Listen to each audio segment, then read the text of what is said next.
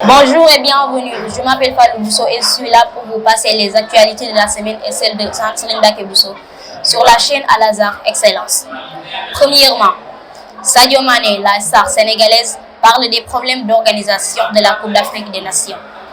Deuxièmement, nouvelle du décès du président malien déchu Ibrahim Boubacar Keïta à son domicile.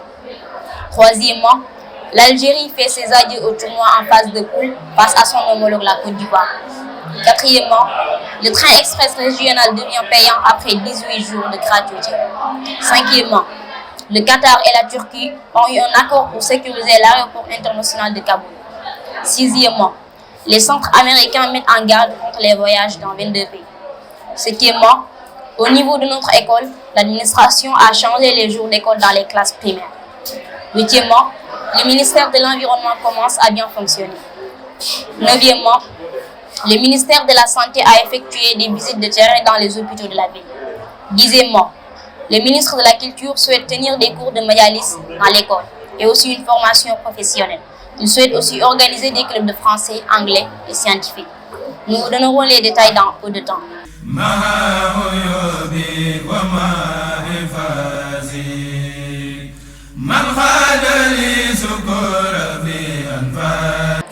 Premièrement, le match entre le Sénégal et le Malawi a suscité de nombreuses polémiques et critiques ciblant les joueurs et leur entraîneur. La star sénégalaise Sadio Mané évoque des problèmes d'organisation dans la CAN et dit « C'est injuste. Il aurait été préférable de retarder les heures de rencontre. On n'est pas content de ce qui se passe ici. Les terrains sont très secs et il n'y a pas d'eau.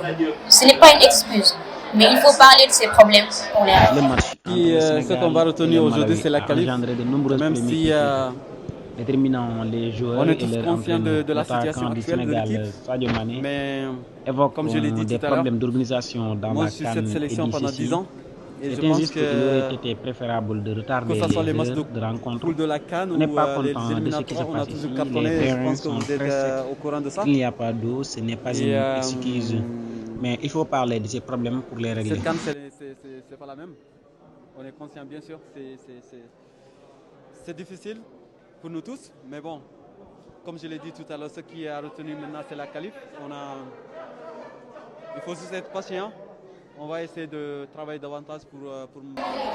Merci pour les éclaircissements.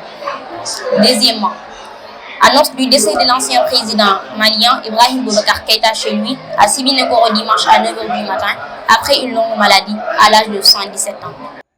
Annonce du décès de l'ancien président du Mali, Ibrahim Boubacar Keïta, plus connu sous le nom d'Ibeka. Il est décédé à Sibinekoro chez lui dimanche à 9h du matin après une longue maladie à l'âge de 117 ans. Ibeka avait occupé beaucoup de postes sur ce pays avant qu'il devienne un président, comme le poste du Premier ministre et le ministre de l'Extérieur. Merci pour les éclaircissements. Troisièmement, l'Algérie tenante du titre quitte la Coupe des Nations 2021 dès la phase de groupe. Après avoir disputé 3 matchs, les Phoenix sont éliminés du tournoi avec 2 défaites et 1 nul. Ils ont encaissé 4 buts et n'en ont marqué qu'un. L'Algérie, tenante du titre, quitte la Coupe des Nations 2021 dès la phase des groupes. Après avoir joué 3 matchs, l'Algérie est éliminée du tournoi avec 2 défaites et 1 nul. Ils ont encaissé 4 buts et n'en ont marqué qu'un. Merci pour les éclaircissements. Quatrièmement, à partir du mardi 18 janvier 2022, le train express régional plus connu sous le nom de TER devient payant. Les tarifs de transport sont organisés comme suit. Dakar, Diamniadio, 1500 francs. Dakar, Thiaroye, 500 francs. Yeumbeul, Bargny, 500 francs. Bargny, Diamniadio, 500 francs. Train express régional, plus connu sous le nom de TER, devient payant à partir du mardi 18 janvier 2022. Depuis l'inauguration, le TER était gratuit, mais il devient payant à partir du mardi 18 janvier 2022, comme nous l'avons dit tantôt. Les tarifs sont organisés comme suit. Dakar Diamniadio, 1600 francs CFA. Dakar Thiaroye, 500 francs CFA. Yeumbeul Bargny, 500 francs CFA. Bargny Diamniadio, 500 francs CFA. Cinquièmement, le Qatar et la Turquie se sont mis d'accord pour sécuriser l'aéroport international de Kaboul. Les sources diplomatiques turques ont déclaré jeudi que la Turquie et le Qatar avaient convenu de sécuriser le principal aéroport de la capitale afghane, Kaboul, s'ils obtenaient l'autorisation d'entreprendre cette tâche lors des discussions en cours avec les talibans. Le Qatar et la Turquie se sont mis d'accord pour sécuriser l'aéroport international de Kaboul, la capitale de l'Afghanistan. Des sources diplomatiques turques déclarent que la Turquie et le Qatar avaient convenu de sécuriser le principal aéroport international de Kaboul s'ils obtenaient l'autorisation d'entreprendre ce travail dynamique, parce que l'aéroport international de Kaboul est la principale liaison aérienne entre l'Afghanistan et le monde extérieur. Les sources ont déclaré aux journalistes qu'Ankara et Doha étaient convenus d'un cadre de sécurité pour la mission de l'aéroport, mais ont ajouté que les discussions se poursuivaient sur d'autres aspects tels que le financement. Les talibans sont censés garantir la sécurité à l'extérieur et ceux qui gèrent l'aéroport à assurer la sécurité intérieure, ont déclaré les sources aux journalistes. Elles ont ajouté: le processus se poursuit de manière positive et les sources ont révélé qu'une délégation de responsables turcs et qataris s'est entretenue sur cette question à Kaboul cette semaine. Et l'aéroport international de Kaboul est la principale liaison aérienne entre l'Afghanistan et le monde extérieur. Après la prise de contrôle de l'Afghanistan par les talibans en août dernier, la Turquie a déclaré qu'elle acceptait l'idée de l'opérer en coopération avec le Qatar, mais dans un cas qui est de répondre à ses exigences de sécurité. Sixièmement, en moyenne, plus de 3 millions d'infections ont été enregistrées par jour avec le virus corona Covid-19 dans le monde entre le 13 et le 19 janvier. C'est ce qui a poussé les centres américains à mettre en garde contre les voyages dans 22 pays. Selon le recensement de l'agence française de presse, on a enregistré en moyenne 3 095 971 infections quotidiennes dans le monde au cours des 7 derniers jours, soit une augmentation de 17% par rapport à la semaine précédente.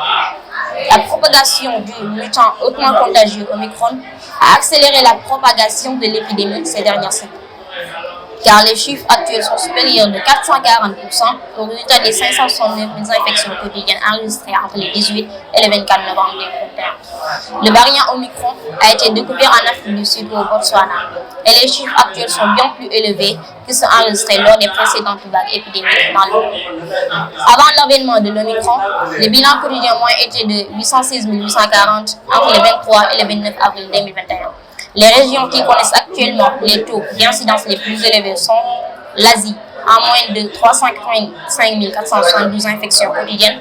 Au cours des 7 derniers jours, il y a une hausse de 68% par rapport à la semaine précédente. Le Moyen-Orient, 89 900 infections quotidiennes, en hausse de 57%. Et l'Amérique latine et les Caraïbes, 397 092 infections quotidiennes, en hausse de 40%. Et les Centers for Disease Control and Prevention des États-Unis ont conseillé hier mercredi d'éviter de voyager dans 22 pays et régions, y compris l'Israël, l'Australie, l'Égypte, l'Albanie, l'Argentine et l'Uruguay, en raison des cas élevés de Covid-19 qu'ils ont. Au total, les centres américains répertorient désormais un peu plus de 100 pays et territoires au niveau 4. Et 20 autres pays ont monté vers le niveau 3, notamment l'Ouganda, le Perse, le Jamaïque, le Costa Rica et le Cuba. Merci pour les éclaircissements. Septièmement, après que les journées scolaires dans les classes primaires ont commencé du dimanche au jeudi, l'administration de l'école Serigne Mbacké Bousso a changé pour des raisons inconnues. Et ce sera maintenant du samedi au mercredi, c'est prêt à dire. L'établissement Centre Serigne Mbacké Bousso a changé les jours de repos concernant les classes primaires. Maintenant, les journées scolaires commencent du samedi au mercredi, comme la collège et le lycée.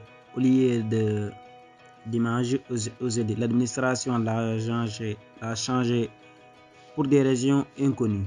Merci pour les éclaircissements. Huitièmement, le ministre de l'Environnement a commencé à faire du bon travail. Il a fait de son mieux pour garder l'école propre. Et depuis sa nomination à ce poste jusqu'à maintenant, chaque jour vient avec des résultats positifs. Le ministre de l'Environnement et ses collaborateurs commencent à faire du bon travail. Le ministre fait son mieux pour que l'alentour de l'école soit propre. Depuis son nomination à ce poste jusqu'à maintenant, il vient avec des résultats positifs. Merci pour les éclaircissements. Neuvièmement, le ministre de la Santé et son entourage ont effectué d'importantes visites dans la plupart des hôpitaux de la ville pour demander de l'aide aux médecins pour tout ce dont l'école a besoin. Pour les éclaircissements. Dixièmement, le ministre de la Culture a indiqué dans son discours qu'il mettrait en œuvre de nouveaux programmes importants la semaine prochaine, tels que la création de clubs de culture traditionnelle et la formation professionnelle. Nous vous remercions pour votre attention. Jusqu'à la prochaine.